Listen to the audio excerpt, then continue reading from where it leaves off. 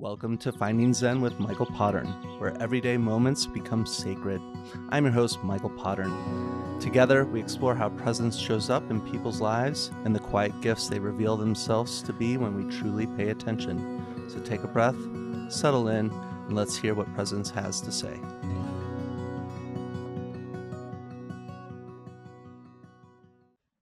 Hello, I'm Dr. Christine Smith, and I'm so excited to be here on this podcast today, where we are going to get a little nerdy talking about your nervous system and truly understanding the body, the programming states of the body, how you can help the body get into different nervous system states or out of different nervous system states, and why this matters for your long-term health, your ability to absorb nutrients, your ability to detox, and your overall energetic hygiene. Welcome, everybody, to another episode of Finding Zen. Before we begin, let's just take a moment to find our presence, find our breath, and see what presence has to say. So, my dear friend, Dr. Christine, I'm really excited to have you on this episode because I really feel that you are a wizard and a weaver in a way that not only are you really astute with the body and the mind, but it's how you actually translate that into applicable things for our daily lives that I'm most excited about. So how about you just give yourself a little intro and tell us what's alive for you in this moment? Sure. Thank you for having me. I know we've had some very interesting conversations in the past about everything from heart coherency to understanding the body from many different angles, from the physical angle, the chemical angle of understanding kind of the functional medicine approach to things, as well as the emotional angle of things. And for me, in my practice, that's essentially what I do. I am a holistic doctor with a background in neuroscience, my doctorate in chiropractic, so I can really understand how the nervous system and touch and the body and brain communicate with each other. And then I have a background in research and psychology, where I used to study how cognition, emotion, and the body all affect each other. And then I also do functional medicine and subconscious repatterning work. So that's everything from customized blood labs to helping people really reframe their emotions at a level in the brain where we can actually start to reprogram how people approach an emotion rather than just moving through the story of it. And I find those things to be incredibly effective. Yeah, I think learning how to respond in those ways is such a meaningful thing. And we'll get into that today, so I'm excited. But we'll kind of start with just the current state of the world and, where I think our nervous systems are just on constant red alert. I know as both entrepreneurs, we face that, as well as just people in this world with the current climate, and also just, I think, with the senses and all the things going on. Let's talk about where should our nervous system be.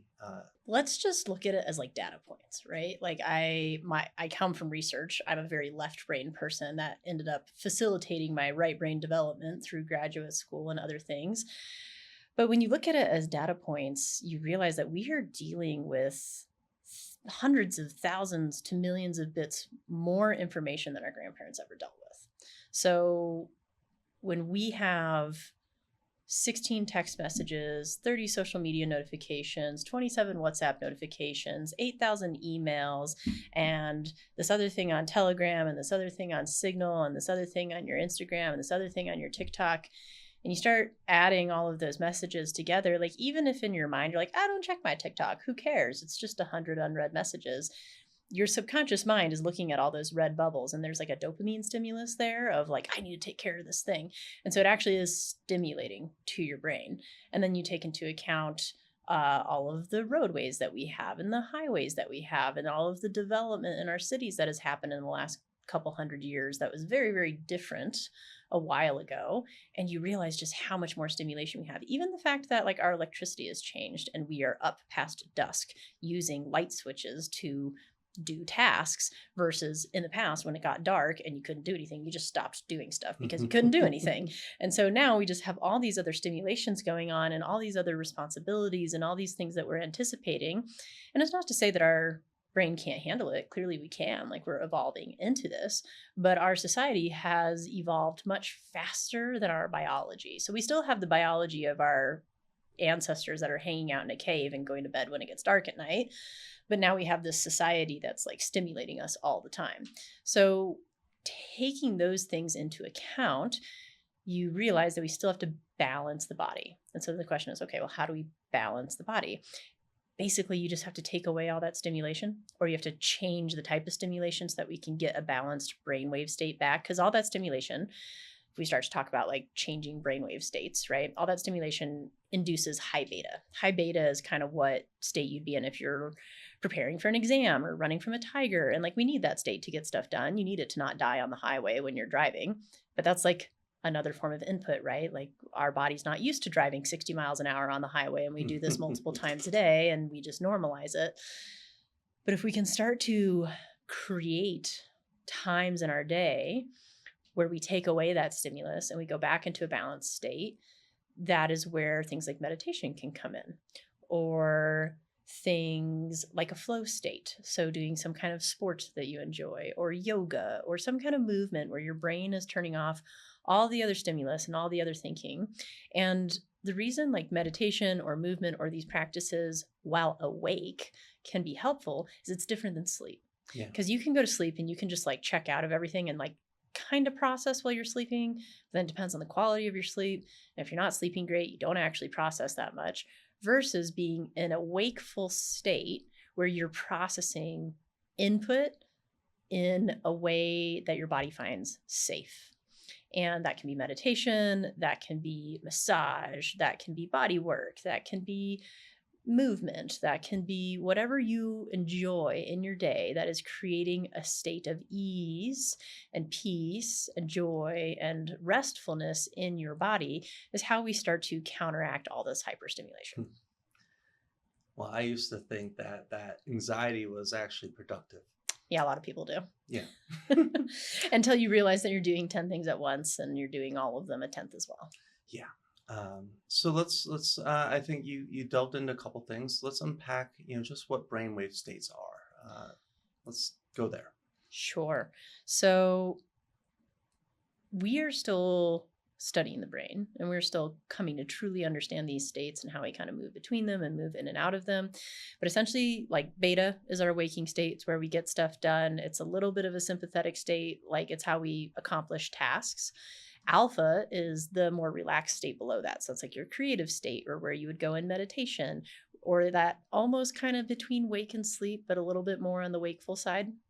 You're still very aware. If I'm doing the subconscious work with people, which is kind of like a light hypnosis, this is kind of the brainwave state that we play with. And so when you're doing that type of work, you'll usually prep somebody with some kind of internal scene that you're working with that allows them to arrive into more of an alpha state, because this is a state where we can start to consciously reprogram some items. So if I'm doing like subconscious work with people, it might be that we're feeling an emotion that's been stuck for a while. And it's very different than therapy, because therapy, some therapists will do this, but a lot of therapy will look at the story around the emotion and try to help people work through it cognitively from the story aspect, versus when we're doing the subconscious work and we're working with the alpha state of the brain, which is kind of where like EMDR and like that type of work is done. This state is where we can access more of essentially a programming state, and it's a state where the brain is more flexible and receptive. It's in a learning state, so we can actually kind of create new neural connections here. So in this alpha state, you can kind of get people here, and then you help them process the emotion in that state. And processing the emotion might be like, well, we don't really care what happened in the story. We just know that this part of you felt really upset. So let's talk to this part of you and help it feel better. What does it need to feel better? And it can kind of be that simple. And that's the idea of parts work, or some people describe it as like IFS, internal family systems, where you're like working with internal parts of yourselves. So that can be a cool thing. But this is also where we do art, or if you're in a really amazing creative flow state in a sport. Like the flow state is kind of that a little bit of an alpha state. And then we have theta and delta, which are like the deeper states, the deeper programming states, and what we would go into as we went into our deep and restful sleep states. And so that's more where you have like REM and like you're harder to wake up, and maybe you're having a very active type of dream where your brain is playing something out that you get to try in the future. And there's a variety of tools that can help you get to these states. You can also get to these states in meditation. Mm-hmm. So like Dr. Joe Dispenza has studied these states a lot, and you can definitely get down to like a theta and a delta state in meditation. And that is like your deepest programming state, right? Like we live out the first couple of years of our life in theta and delta. And so if you're a little kid and you're in a chaotic environment during those very formative early years of your life, you got programmed in like a theta delta state. So if you want to unprogram that stuff, you have to go into a theta delta state, and that's probably the best place to unprogram it. So you can go into meditation, reach these states, and start reprogramming that stuff from early childhood. So you can think of these brainwave states as like each one has its role. Theta is kind of for rewriting things, and delta is kind of for like integrating things. And then that alpha is kind of like the learning state, and the beta is kind of the doing state. Wow. That's a rough interpretation. You can go a lot deeper with those. So, Well, I know that each of those states, like you said, has such a meaningful way that we can use them as tools. And I think that's where I kind of want to go into today is how can we use the mind? How can we use the nervous system regulation as tools to actually creating the life that we want to live? that's always the most important question, I think, is, well, what do you want? And a lot of people don't know. So when somebody's coming in as a client and they are normally in a very high beta mindset, where does that go? Because I know that we need to probably downregulate the nervous system first before we even start to do anything with the mind. Yeah, that's a good question. So I can actually usually see that when people walk in the office. And I think a lot of people don't realize, like, when you are walking in, like if you're walking into a practitioner's office who's a good practitioner who takes all those small nuances into account and like really looks at you from every angle, their evaluation is starting in the waiting room before you even walk through that door. So I look at the way that people walk. I'll look at the way if they're walking on their toes. I'll look at if their hips can actually move. I'll look at if they have an arm swing or not. I'll look at how they get up out of the chair, because it'll tell me like how they're using their fascia and how tight their fascia is in their body. So that's just like the physical stuff. And then when they come in, if they sit down and they can appear just as you and I are now, they can appear super chill and very grounded in their body. And then they sit there, and with the tone, just like I'm using now, they tell me about the last 7 years of their horrific medical trauma and all the crazy stuff that they've been through. And then they ask me what they need to do next. And they have no emotion on their face, and they have no like acknowledgement of what they just said in their body. I know that that person is in a totally dissociated state, and that they're probably living most of their life in a beta, but they're really good at masking it. This is like a lot of what people on the spectrum deal with, right? Like they have so much input coming in because their filters are different than somebody else, that they're really good at masking, and they just kind of like live their life in this high beta state, but they seem super chill. And then people are confused as to why they're like anxious sometimes. And it's just because they have so much coming in, but they're really good at masking. So when these people come in and they're in that essentially a beta state, and they sit down, they tell me all of this, I know that that person, like, we're not starting with supplements, we're starting with body work, because I can give them all the supplements in the world. But if their brain is in a beta state, means their body is in a slightly tightened state, which means their cells are in a slightly tightened state. And when their cells are in that state, they actually are not as good at absorbing nutrients or releasing toxins. It's called a cell danger response. So if your brain is living in this like slight danger response all the time, so are all of your cells, because this is your command center.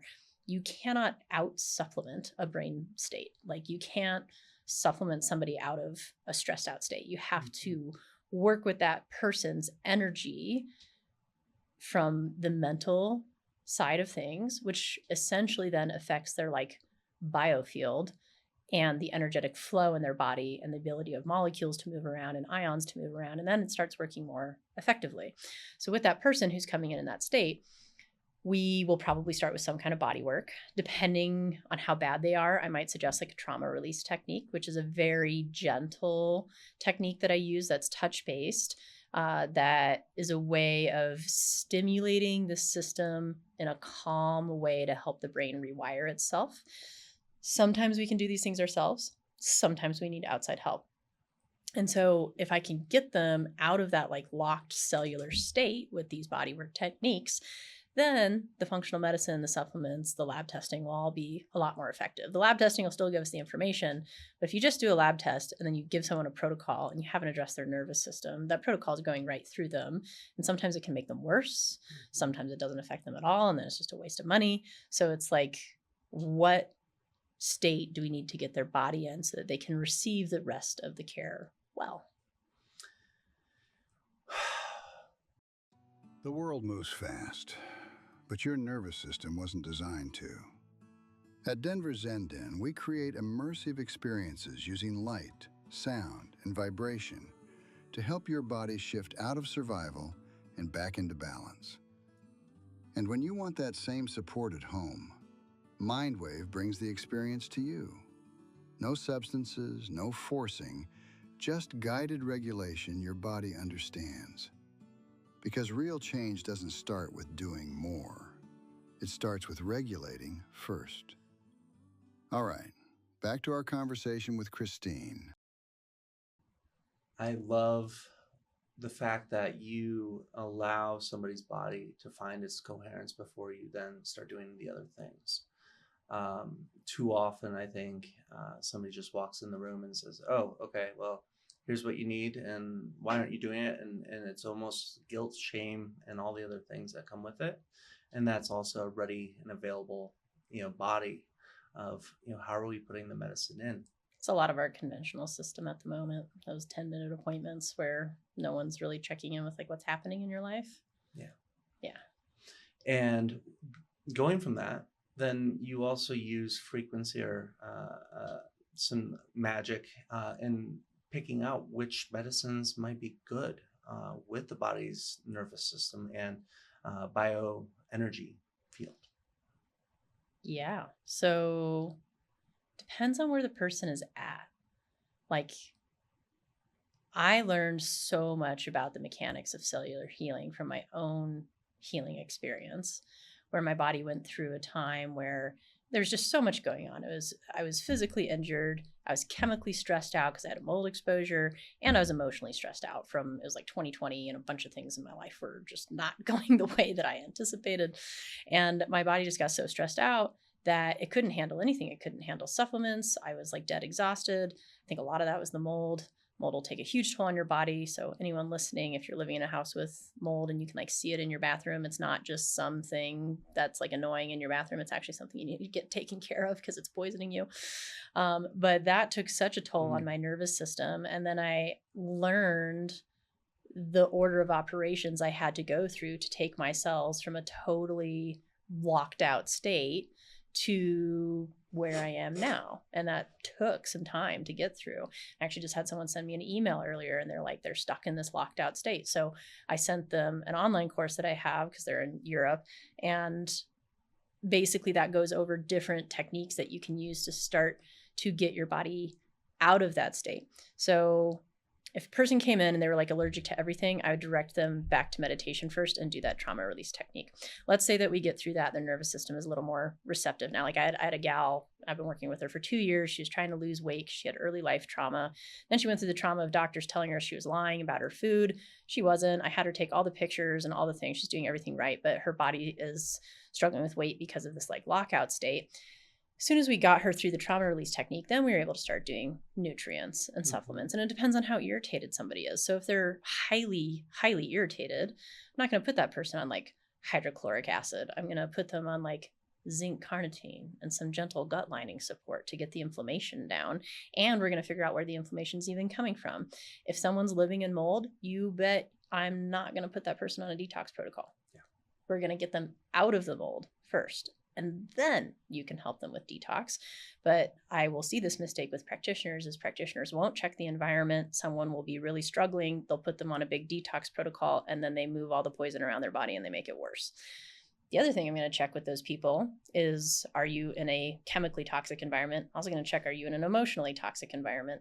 Because sometimes those people are also in situations where they have been under chronic stress for 10 years in a partnership that's like not the right thing for them, or a job that's not the right thing for them. And so if they're in those states, then that's might be when I refer them to a counselor or something to work through that stuff, right? Because we still have to address those things as a part of their health so that their cells can become open enough to receive the nutrients and to be able to exercise and do all the other things they want to do. So you had asked me a question before about like the cycles that I take people through in healing. And this is a lot of what I address in like the educational community I do online, but this will kind of give a little map for people. So we just talked about the, like, we got to get your mind right. And then we talked about we got to get your stress right. So that's like your adrenals and your thyroid. And are you actually sleeping? Do you drink water? Like, I'm sorry, guys, 44 ounces of water a day is not enough. Like, you have to do about your body, half your body weight in ounces per day of water, approximately, with some mineral replacement usually. So get the brain right, get the hormones, like the stress survival hormones right. And then we move into the gut. And gut is like a whole podcast on its own. So it depends on like, well, what's going on in your gut? Are you irritated? Are you bloated? Are you constipated? Do you have an infection? Like, all of those things are kind of worked with in different ways. Once we get the gut happier, the immune system is already happier. So anyone struggling with autoimmune stuff, if we work on the gut, the immune system is going to respond better, because it's pretty impossible to find autoimmune anything that doesn't have a gut issue preceding it. After we get the immune system functioning, now we can actually ask it to transform molecules and move stuff through the liver and have weight loss in a healthy, effective way. So people who have been doing all the right things for weight loss and it's not working, your hormones are probably messed up. You got to go like 2 steps before the gut, and you got to make sure you're sleeping and all of that. So then we have transform, we can actually do the weight loss, then we can move into detox. Like, you can't do a safe detox until you take care of the gut and you take care of your survival hormones and all of that. After we go through detox, then we can charge your cells up for like awesome sports and mitochondrial efficacy and doing HIIT classes and all of that. But if you like can't get out of bed in the morning, you're not the right person to do a HIIT class. You're going to tank your mitochondria. And then after we do all those things, then I can do sex hormones, because by that time they've usually self-corrected.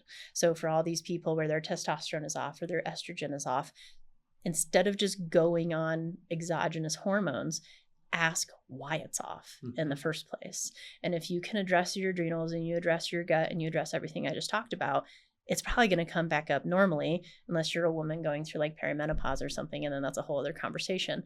But the sex hormones are like the last thing I address, because if you address all these things, they all start to regulate. And if you get all those things in order, the body starts to regulate, and then you start to feel better. Your nervous system is better. And so all these things support each other as this beautiful, interconnected, intertwined system. Every piece of that has different supplements that can be effective and helpful, but it depends on what stage you're in and what system you're supporting, which is why like branched chain amino acids are not the answer for everybody and every single problem. It depends on where they're at and what the goal is. Yeah, exactly. And I'm excited to see that, when we can actually address the foundation, then we can do all the things that so many people are all jazzed up about these days. But I think it's meaningful to be aware of what's really the foundation state and what needs to happen there before we get into the sex drive and to all the other things that we do want to include into our lives. Seeing that also now merging the brainwave states and this kind of transitions, when we can release patterns in the body, and then we can also release them in the mind.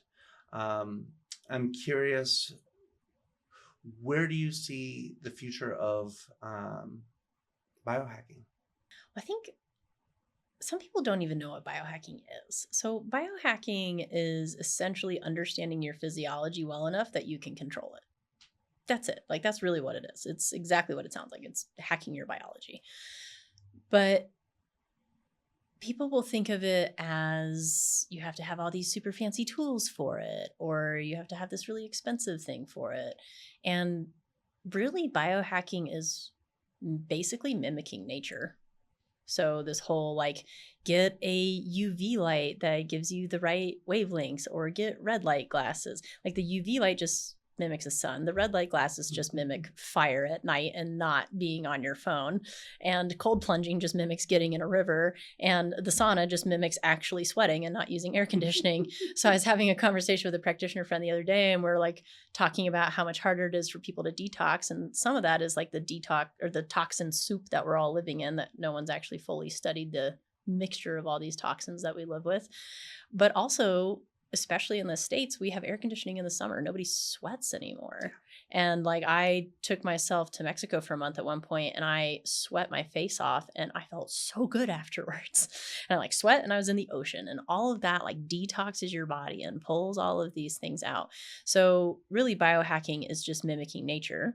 And I think the more people continue to get away from nature, just what's happening in our society, and it's probably only going to happen more as AI and all these other things come out more and more, or hopefully maybe magically we'll go in the other direction and AI will take over all the stuff we need to do and we can all go hang out in nature again. That's my ideal outcome. We'll see if that happens.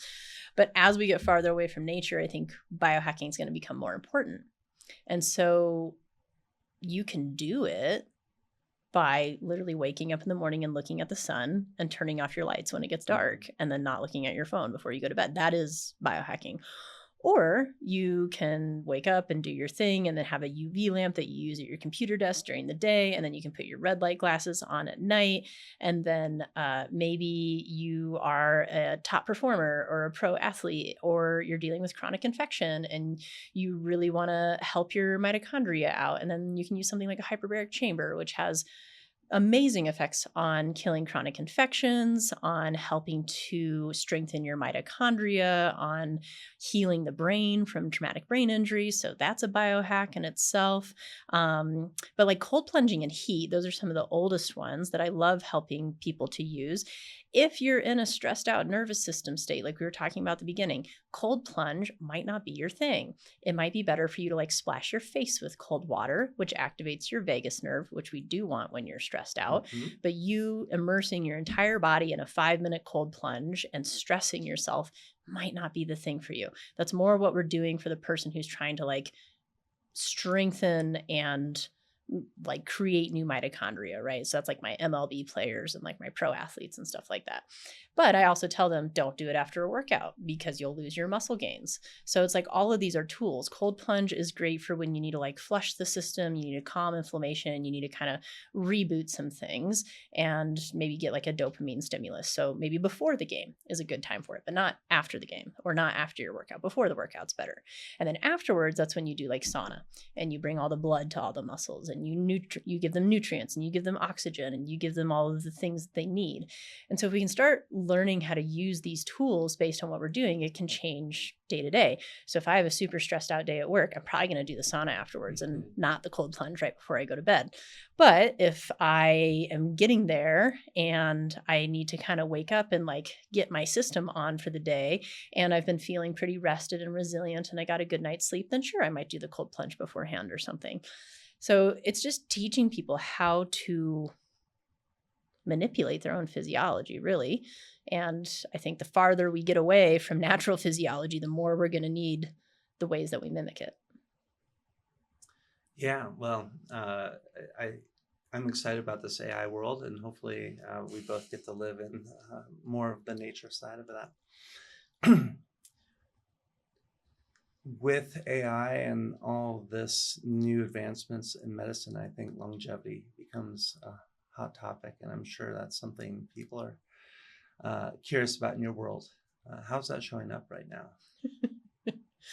I'm having patients reach out to me and ask me if I'll do a lab review of the report that AI gave them about their labs. And I said, sure, because AI messes up and I'm going to catch those things for people. Yeah. I think it can be right like 80% of the time, but I've done this with my own labs where like I've put it in there and it will get the numbers wrong all the time. So just because you're giving it the document doesn't mean it's actually getting the numbers right.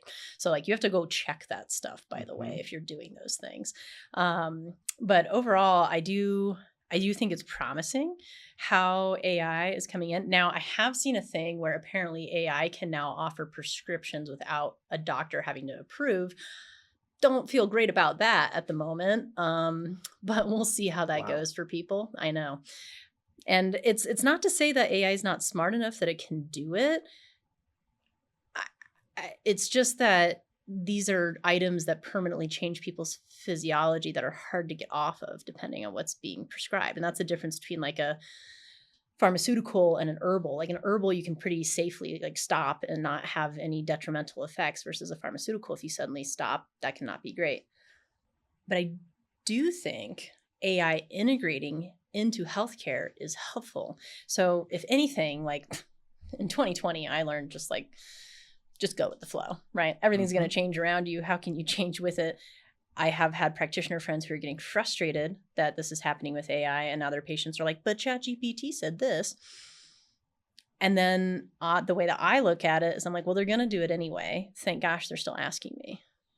And so when they come in and they ask me, then I'll have a conversation with them about it.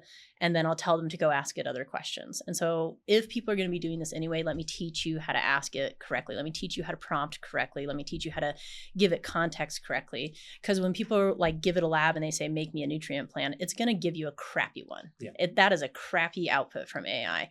If you want it to give you a good one, then you have to sit there and you have to give it a lot of context, just like you'd give a practitioner a history and all of this stuff. I just want to say I'm not encouraging people to get their medical care from AI. I'm just telling you that if you're doing it this way, there are better ways to do it. Mm-hmm. And also, please go over it with your practitioner. None of this is medical advice. But overall, I think there's a lot of promise in bringing it in for analysis and catching patterns that people might miss. But that's more what I would be asking it to do for you is like give it a bunch of lifestyle patterns and be like, what do you think is happening in my physiology? And that's like a much better conversation to have with it than to give it a lab and be like, what supplements do I take? Because those supplements vary and it's more about understanding the physiology behind it. And that's the point of working with a good practitioner. And like I've played around with AI and like asked it to make plans before, and it makes what I would consider like an elementary plan, but it does not make an advanced plan that considers like this person and their lifestyle and all these other things taken into account, like when they're sensitive here versus not sensitive here. And, you know, what's their zinc copper relationship? And is this like, how's their estrogen? And like all of these different layers of things. It can do it if you give it all those things and you give it all the context. But the only people that are going to have the knowledge to give it that kind of context and ask the right questions tend to be practitioners. So if you're a lay person and you're trying to get the output of it, just know that you may not have the language to ask it and prompt it in the way where it's going to give you the most effective output. Thank you. I am happy to continue to hear people that are using and aware that there's a value, and also that we need to have checks and balances for our own self, and also how context matters, and even using the AI to come up with the context and then go back and have better reasoning of why you're trying to get the answers you are. I'm curious to talk about how the psychedelic curiosity is so prevalent right now, but I think that you have insight of what people are really looking for, like how to change your mind. Michael Pollan's book, I think, is really what's going on here. And I'd love your insights on that. Definitely. You had sent something to me previously that said people are looking for a state change, but they don't realize it. And I think that's a very good way to say it. And even everything that we're talking about with the nervous system, right? That's why people are looking for a state change, is they've been in high beta too long and they know that they need to chill out, but they don't know how. And so this is when they'll reach for alcohol or for cannabis or for whatever, like something to change their state because it shifts their brainwave state. Now, it might not shift them into the state that they actually need, but it shifts them into a state where their body does feel better and may be slightly more regulated until they do too much and then they're dysregulated. The psychedelics, I think some people will use them to dissociate and to escape. But I think that's not the people who are going into ceremony for it usually. And so it depends on how they're being used.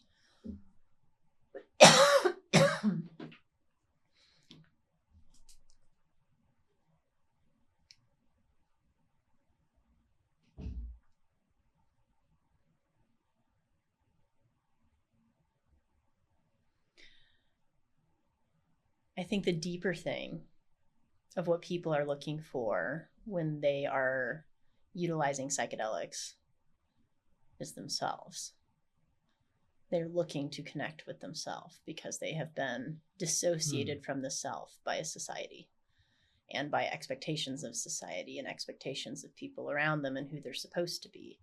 And I think psychedelics are an opportunity to disengage from the autopilot that is created from that and really like meet yourself again, even if it's your darker, more shadowy self. And I do find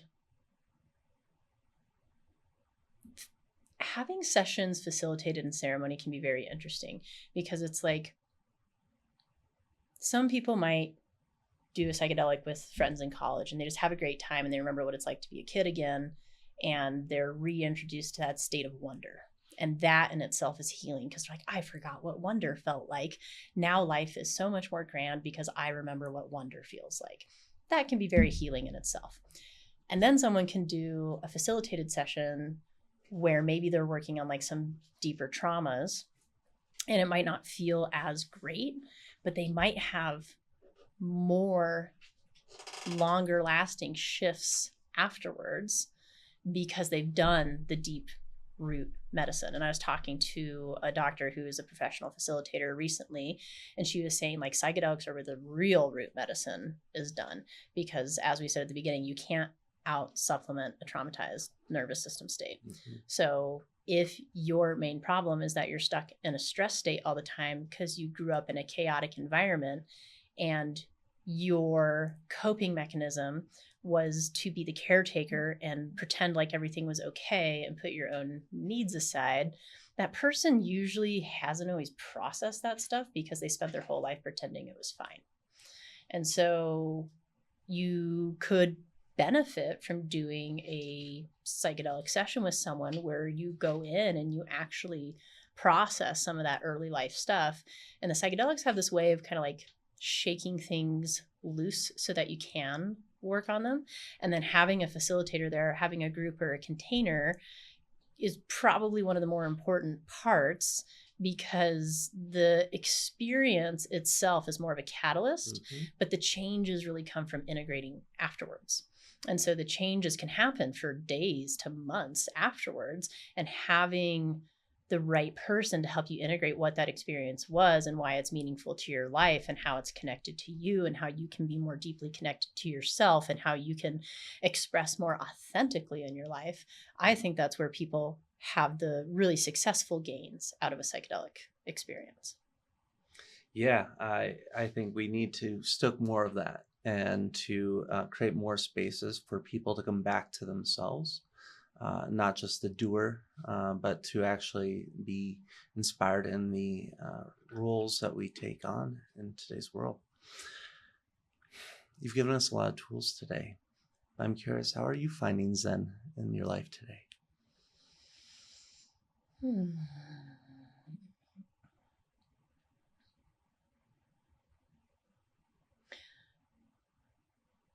I'm going through this experience in my life where I am learning how to take time to be slow and not feel bad about that.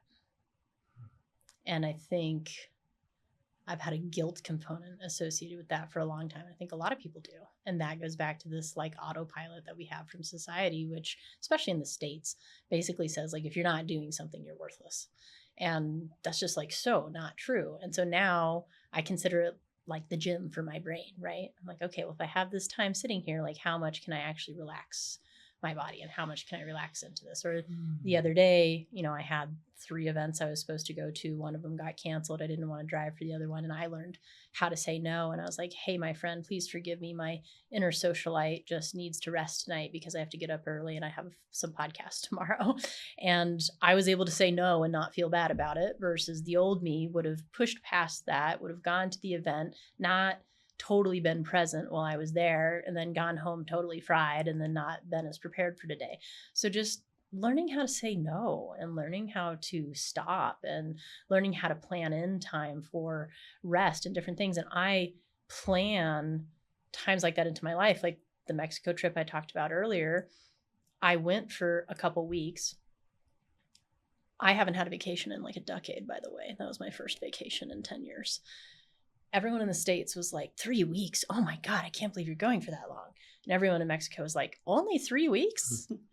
So it's like, it's such a mindset shift, especially when like you travel and stuff. And I love those pattern interrupts. So dedicating time in your life to create some kind of pattern interrupt, even if it's just like going to the mountains and staying at a condo for a weekend, like you can do a staycation, whatever, but just something where you're turning off your brain and you're stopping thinking about all your problems and you're stopping thinking about all your work stuff. It can be a walk, but you have to actually turn your brain off during that walk.